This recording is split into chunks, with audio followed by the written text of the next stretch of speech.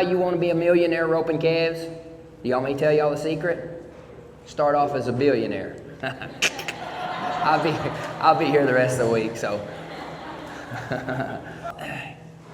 You know, this is real life that goes on here. This is not just, we're not just up here this is not a routine. I don't have a set pattern that I'm going to be every day. I'd like for it to be that way. I'd like to wake up at 8 o'clock every morning, have exactly the same thing for breakfast, do exactly the same thing, go through the same routine. But life's not about routines. Life's about curveballs that get thrown at you and how you handle them. I've had some stuff going in my life that I wouldn't have picked. But guess what? It was through those things that I was able to walk through that helped me become the person that I am, the man that I am, the roper that I am, the Christian that I am. If you'll look to God always in those situations. So what we're going to, you guys that's been here before know this. In these next 3 days, y'all are not going to turn into an 80, 90% better roper. You know what you're going to do? You're going to take the stuff, the advice that you get, the instruction that you get, take it home, make it your own. Put your time with knowledge. See, if you guys had a pen, you'll be writing this down. Take your time with knowledge, and you know what you'll get? You'll get understanding. You know what understanding does for you? Understanding you never forget. You know why? I'll never forget how to tie a calf. You know why? I took a lot of knowledge and I put a lot of time, blood, sweat, and tears into it, and I got understanding of it. Till I'm 95, 100 years old. I might not be able to do it, but I'll understand how to put 2 wraps and a hui on one fast. You know why? Because I got an understanding of it. I put time with it. So put your time with what we're talking about. If you hear an instructor say something to you down that arena more than 2 times, get your arm up, get your elbow out, get your palm out. Keep your head down before you pull your hui. If you hear that, one of those 1 million things that we can tell you to do, make a mental note of it. Think, maybe that's something I need to take home and make it my own. I'll go take it and make it my own, because that's what we're trying to do here, is give you stuff to take home. Not just make you a better roper in the next 2 days. You take this knowledge and you take it and you go home with it and you put your time with it, and then it'll become understanding.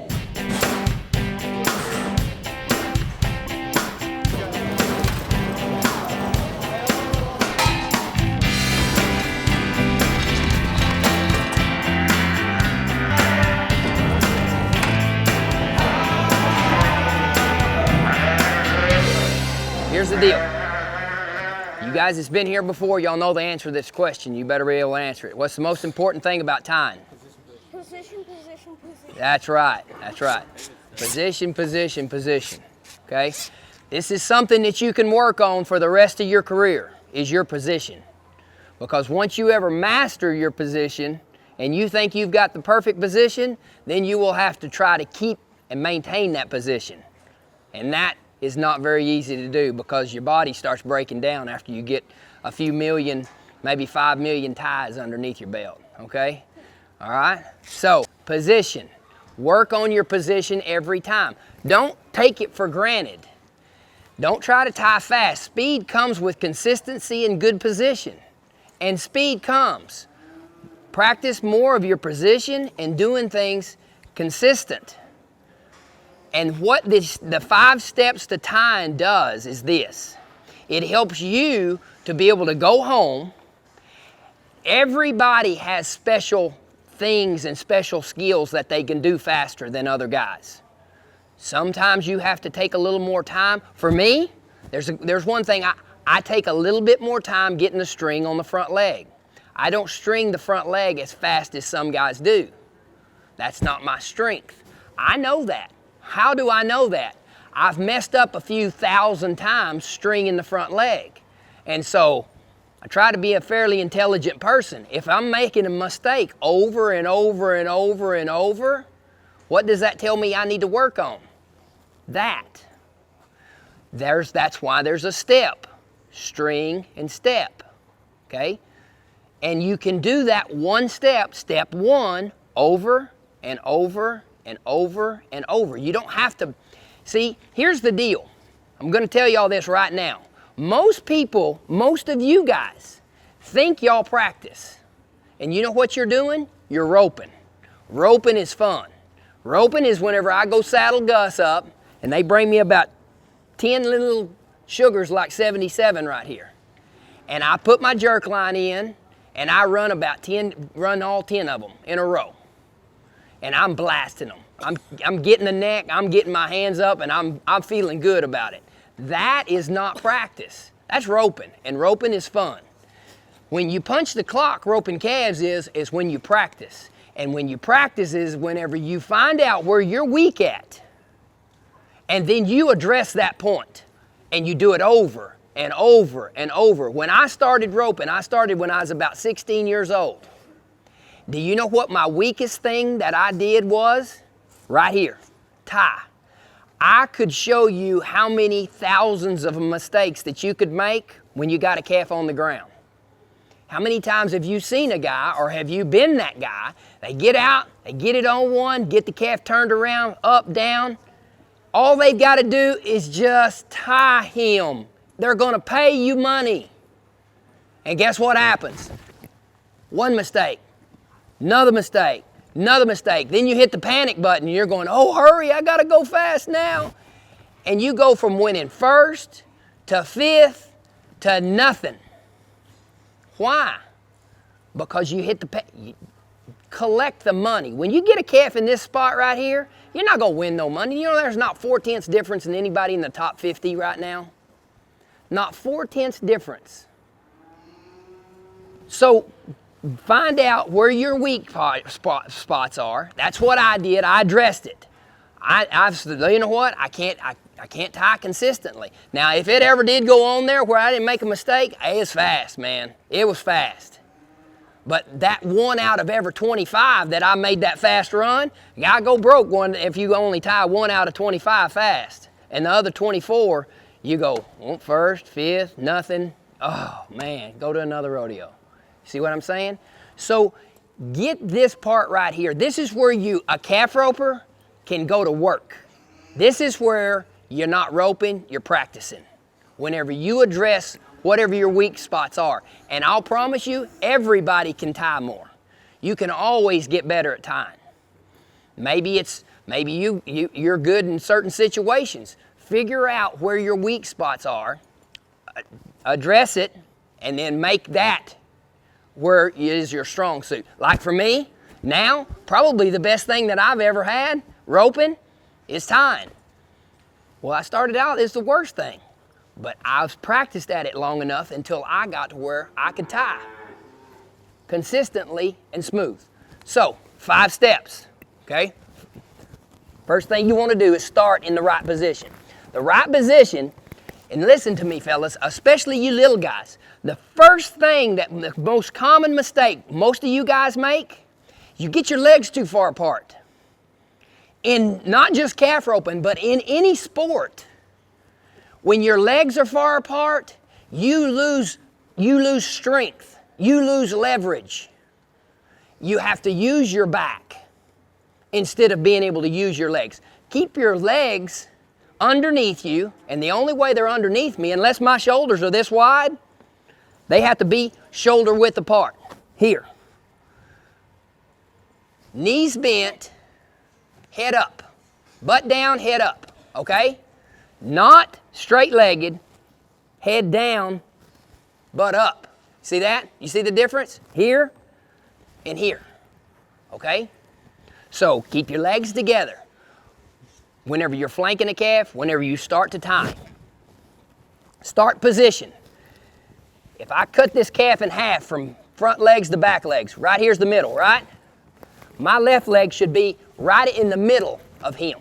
Not up here by his shoulder and not back here by his back feet. Right in the middle. And I don't care if you're this tall or this tall. This is the same.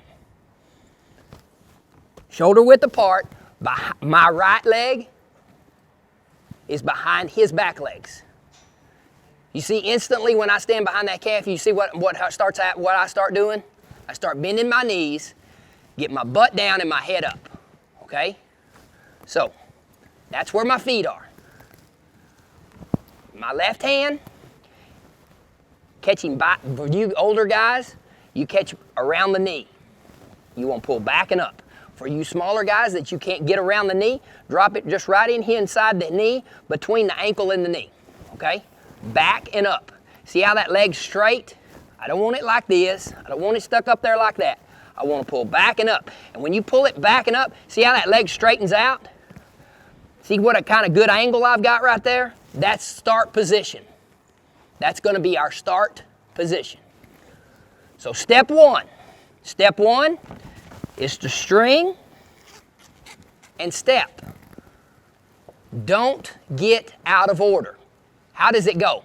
1, 2, 3, 4, 5. Okay? Don't go 1, 3, then have to go back and do 2. Stay in order. Go as fast as you want to, but don't get out of order. That's the problem with most calf ropers. They try to skip a step, or they try to go to the next step.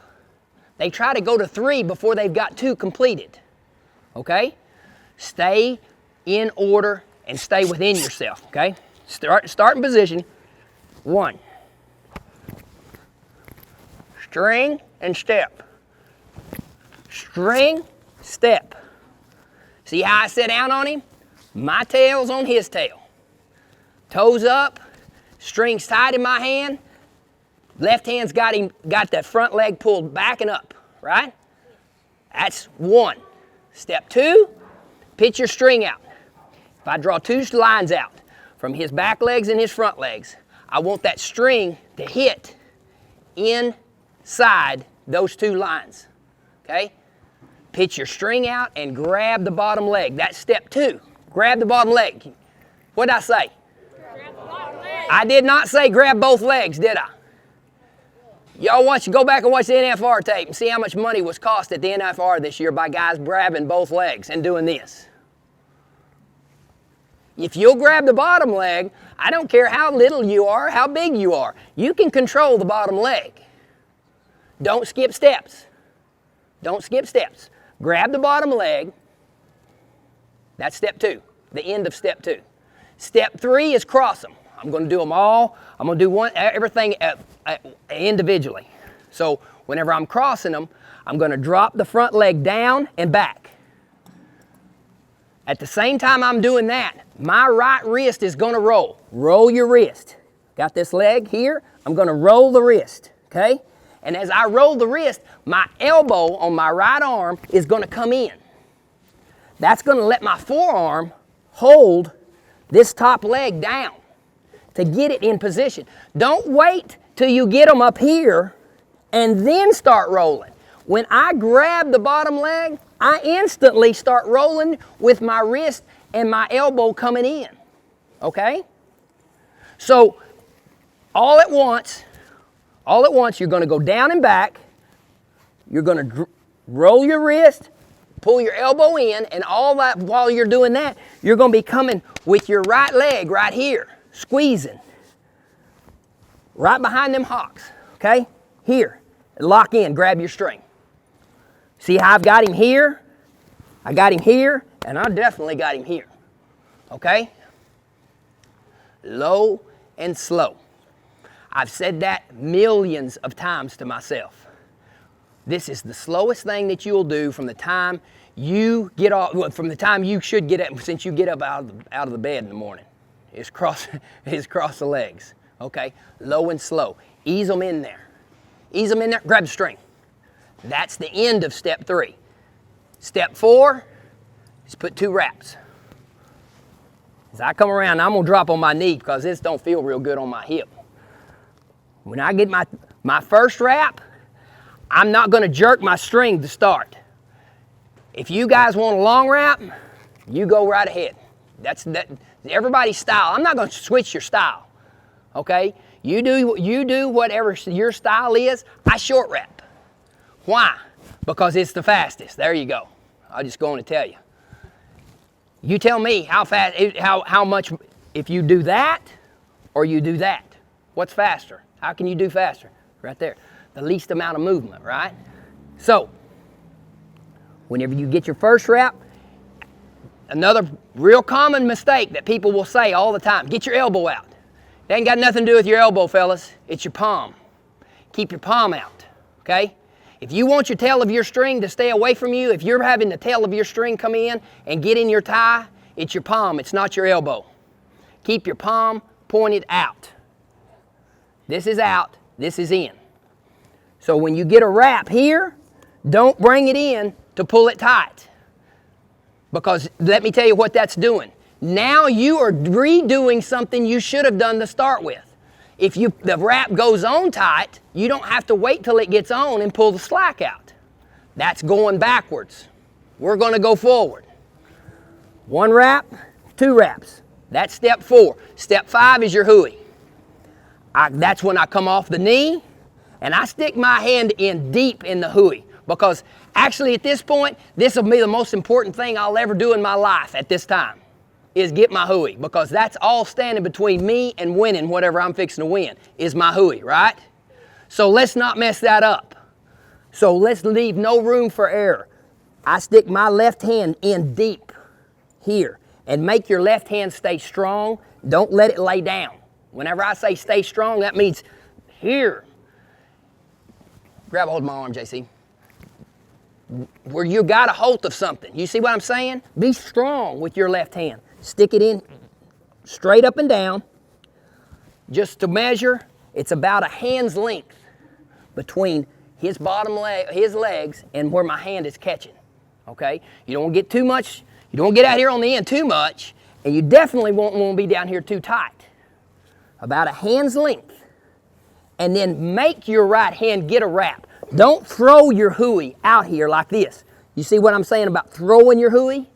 Make your right hand wrap. While I'm doing that, I want my left hand to stay up and down. I don't want it to lay over either. And so then look how much room I've got. Can y'all see that? Yes, sir. I catch it with all 4 fingers, and I've got a lot of gap right in there where it comes through real easy.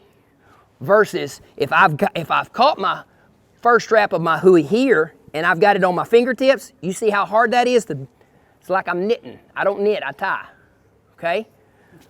So I don't want it here. I want it deep with a lot of room where I can pull it through here. And as I'm pulling, see how my left hand's coming back to this pocket right here? My left hand's coming back there, and as I do that, right there with my right hand, right down in the crack. 1, 2, pitch it out, grab the bottom leg. 3, cross them. 4, 2 wraps. 5, hooey. Hands up, head down.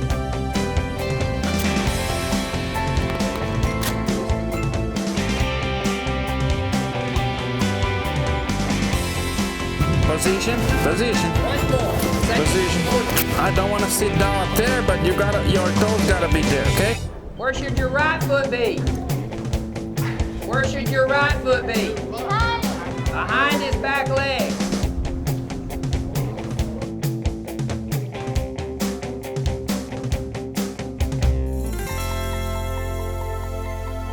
This is an exceptionally great group of young men. And I feel like that this is kind of a progression that we've made through the word has got out of this is a camp that you're receiving not just the stuff in the arena, and that's wonderful, because rodeo and rope and calves has been great for me, but if we give them that and we don't give them what really makes you tick, then that's, I think I've missed the mark, because that's just what I do. It's not who I am or what drives me. And I think that a little bit of that has, we've sown seeds, and now we're starting to see a lot of these kids are 3rd year returnees. For sure, over half of them are 2nd year that they've been here at least 2 years. So we're starting to see the fruits of our labor, so to speak. These boys have, they've taken and done exactly what I've asked them to do. Take what the knowledge that you get in that arena, in our where we meet up on the hill. Take it home and make it your own. Put your time with it, and you start to get your own understanding of what God is saying to you in your roping, in your personal life, in your school, in your development of whatever your passion is. And we're starting to see that. I think that's contagious. That's why I want to be here. I like that. They drive me, they move me, they push me to be better. And so when you see that, it's like a couple of dogs that's after something. Man, one's pushing the other one and the other one's pushing. And then next thing you know, you get a bunch of these, you got a pack of hounds, like you said, a pack of hounds, mister. We're going after it all together, and it pushes me to be better. This is the beginning of a new day. God has given me this day to use as I will.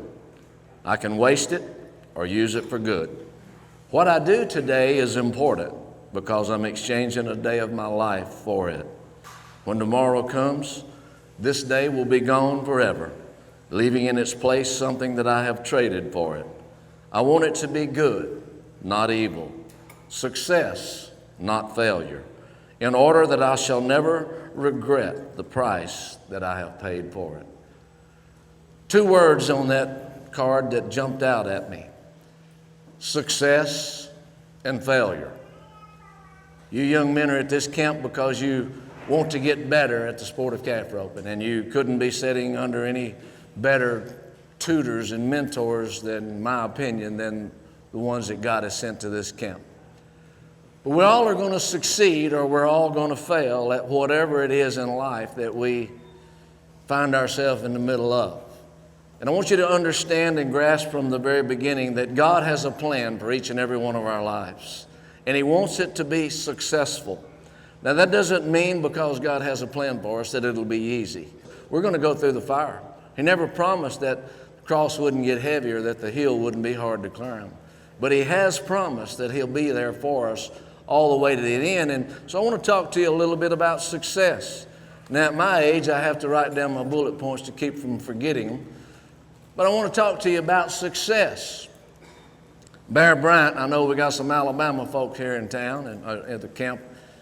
And when I was coaching football for many years, the 2 coaches that I studied the most was Bear Bryant and Vince Lombardi. And Bear Bryant was addressing the issue of success and winning. And he says this statement, quote, "The will to win is not enough. No one wants to lose. But the difference is in those that are willing to prepare to win that are successful." End quote. You're here today to learn some things from the mental side that you're going to have to go and enact from the physical side. Marcus and I were talking this morning, and that success doesn't come easy. I want you to know that you're going to have to work. You're going to have to take what you learn at this camp, and you're going to have to go apply it and implement it on a consistent basis, not just 1 week or 2 weeks, but it's going to have to become a pattern that you do repetitively over and over and over again, so that it becomes second nature, so that you don't even really have to think about certain things, that you begin to react. Vince Lombardi, after whom the World Championship NFL trophy is named after, the great coach of the Green Bay Packers. Some of you may not know, or might have forgotten if you're at my age or older, that when Vince Lombardi went to the Green Bay Packers, they were losers. They were not winning. And in his first meeting with the team, in his first speech, he told that team, he said, today, pretty much what this card said a moment ago, he said, today is the beginning of a new era. No one will outwork us. No one will be in better shape than us. No one will be better prepared for us. And thus, I expect us to be successful. For I am convinced that a man's harvest in life is based entirely upon the seed that he sows. Those of you that are clean, you want to put your hands together like this. Come on.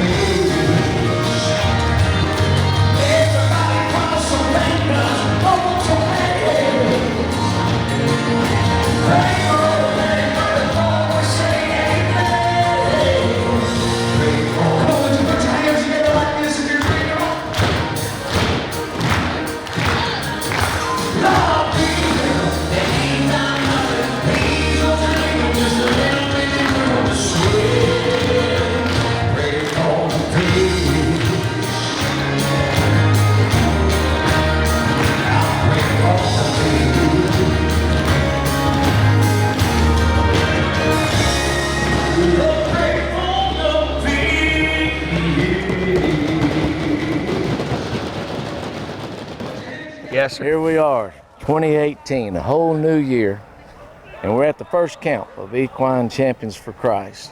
I'm excited in so many ways. One is to see you again, Yes, sir. and two is to see what God's going to do when he shows up and shows out at this place. What do you think? Well, one of the things that struck me about this camp, Stran was talking to him about finishing. And I don't care if it's roping calves. I don't care if it's at your job, being a husband or a wife or a son or a daughter. Man, God's called us to be finishers. Finish whatever he called us to. I promise you, if we finish, we'll win every time. I agree with you wholeheartedly, and you know, it's unfortunate in my opinion, in this day and age and generation in which we live, where everybody has an entitlement mentality. Young men don't hear the truth spoken like they've heard so far today, and basically just said, you know, if you want different results, start doing some different things. Man, I tell you what, they keep talking about knocking bark off their hands, and man, they've knocked bark off their hands. There's scabs, there's blisters, but I tell you what's been amazing for me is when we go up the hill and we're sitting in the church services, and man, I'm seeing God knock off scabs off their hearts and healing them, making them new, just removing those things out of their life. So this will go down as probably one of my favorite camps that we've done, just because of some stuff, you know, thinking about, you know, I go back to it, finishing. Yeah. You know, DA, I look at you and I see where you started, and I see that in you, that same finishing spirit, that you're not about to quit. And so all you that are watching, man, if Stran says it and Dennis does it, I'd say finishing's a pretty good thing. That's my personal opinion.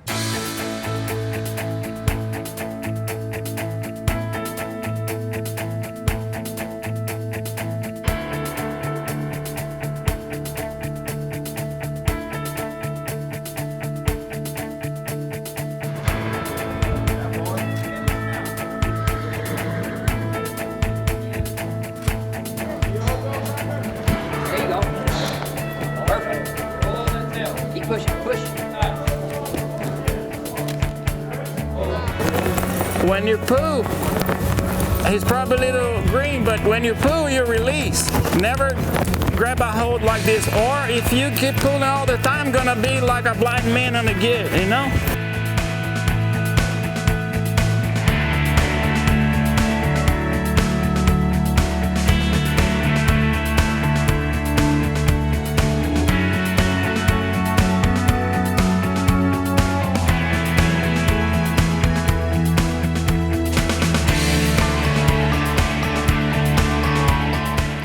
God so loves you in this place today that at your messiest moments, at your greatest failures, He's loved you the same at the point of your greatest achievements. This camp is a family. This camp is about you do what you love to do and praise God. And that's the reason for this.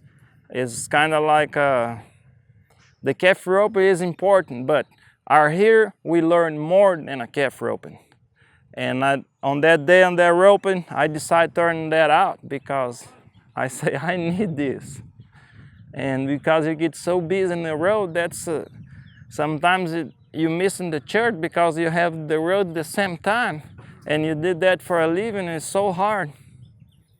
It's so hard, and even Jesus, then some guys say, I pray in home. That's not right. Jesus go to the temple pray. We gotta go. And the home of God. And that's why this camp's so special for me, you know. You feel the presence of God. And one of these days I was a kid like those. And I didn't have the opportunity to be more easier for me, went the hard way. Because on their age, I remember still, my mom was crying. Where you go, my son? I say, I go rope and go. And I have to go 1,000 miles away, you know.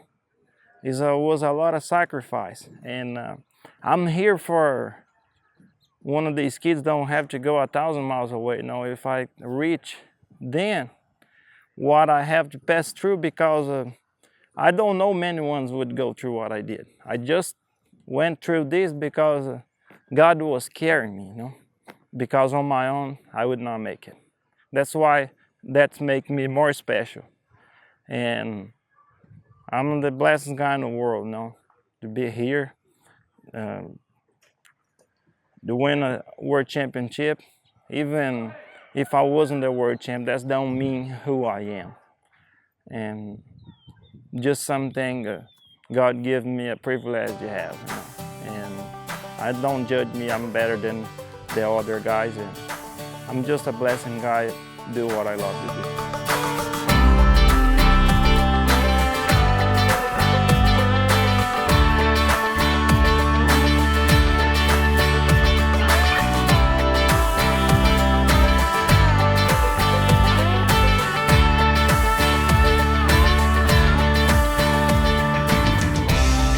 You know, Ray, one of the things that really touched my heart was last night at the end of the service, how you gave people an opportunity to come to the altars. And I happened to be down there last night and watched the father and his son get up and come together to the altars and watch God do something in their lives, you know, and how they can form that bond together with the Lord and support one another.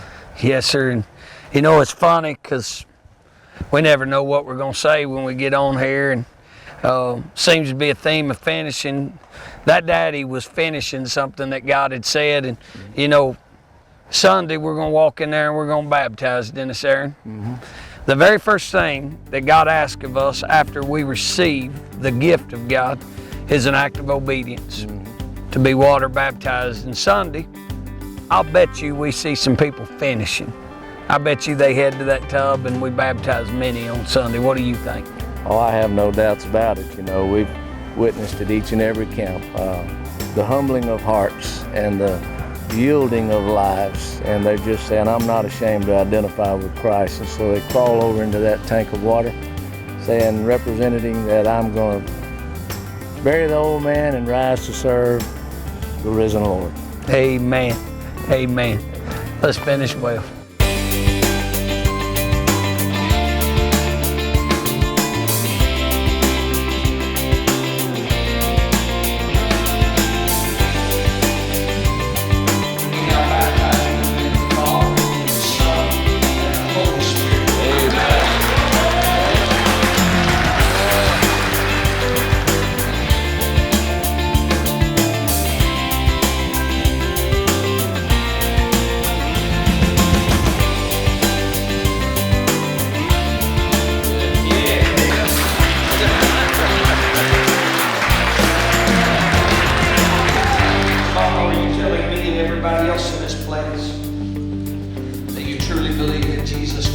Lives on the inside of you. Then upon your profession of faith, we now baptize you in the name of the Father, the Son, and the Holy Spirit. Amen.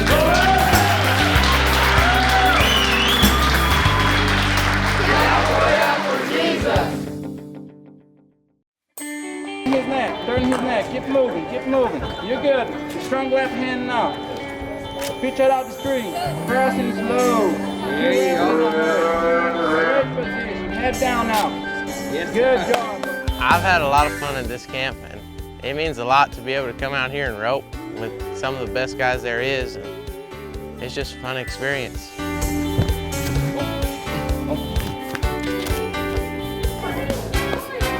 you go. From the start, you held a place in my heart, a place that no one else could feel. I felt the Holy Spirit more in the past 2 days than I probably have in the last year, and so we've had a lot of struggles, and through those struggles God's been there, and this weekend really showed us how God's never going to fail us, and so it's been really amazing for our family this year. How good it could be to stand in your presence totally free, and I'm forgiven. Now I have a reason for living. It's crazy to hear these guys' stories and what they've gone through to get to where they're at, and it just goes to show you got to work very hard to be the best. I'm forgiven. Now I have a reason for living. Jesus keeps giving and giving, giving till my heart overflows. I I got some horsemanship tips from Marcus Costa, and the thing that I like the most that I got from him would have to be really warming up your horse very thoroughly, and then really making sure that you're the one in control instead of the horse controlling yourself. Now I have a reason for living. Jesus keeps giving and giving, giving till my heart overflows. Oh yeah. The people that they get at this camp really want to invest in you and help you become a better person, roper, leader, follower, and just help you out along your way. I know this love you placed in my heart. It's a love that will never depart. Sin brought me here to the end of my road, but now you've given me a brand new home and I'm forgiven. Well, I tell you, blessing is not even, it doesn't even begin to describe how amazing these camps are. You know, families and children are able to come and do the things that they love, but more importantly, gain a closer walk with the Lord Jesus Christ. And you know, that's the tremendous blessing that comes from this, in my opinion, is that you know, you see children and adults alike come to know the Lord with a much deeper walk. Even the ones that are Christians coming in come out stronger because of it. Jesus keeps giving and giving. Everyone's going to have a fault in life where they struggle, but the main thing, if you have Jesus Christ in your heart, He lets you get through it. And that's how any roper, it don't matter, like I said, if you won this or that or not won nothing, they've had that challenge in their life, and the only way to overcome it is man upstairs. Now I have a reason for living. Jesus keeps giving and giving, giving till my heart overflows.